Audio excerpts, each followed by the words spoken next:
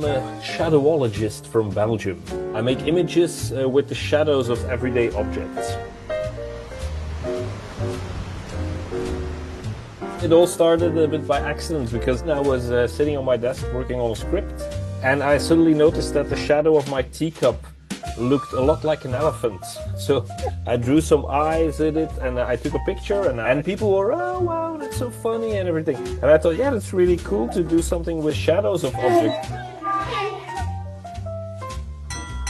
So from there on, I never really stopped, and people really seemed to like it, and I shared more and more images, and then I started making little videos, I did exhibitions, so it all kind of exploded from there.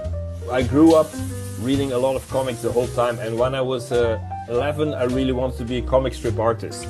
So it sort of came naturally to do this kind of thing. But I'm not the best artist, I'm not a very good drawer. But the good thing with shadowology is the light does a lot of the drawing, and I just have to add a few lines and the image is ready.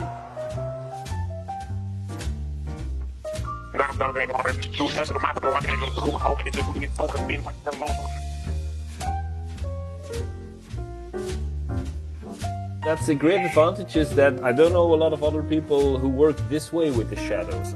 So I started experimenting with different little lamps, and now I have a little setup in my office where I have 2 lamps, one in front, one on the side, and I start playing around. I take an object, I put it on the paper, I play with the lamps, with the objects, and I try to relax my mind until I see something in the shadows. It's a lot like watching the clouds, actually.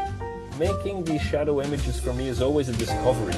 I discover something and it gives me energy and pleasure, so I hope to keep doing it and to keep discovering things.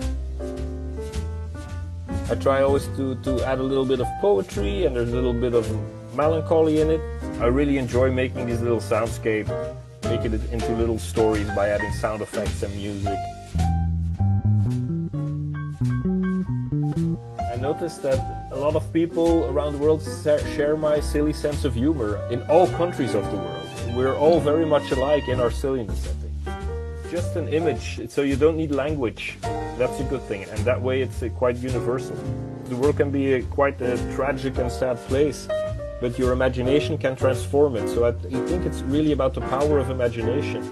It shows you that there are treasures everywhere. It shows you that with a little bit of imagination, see a lot of beautiful things around you.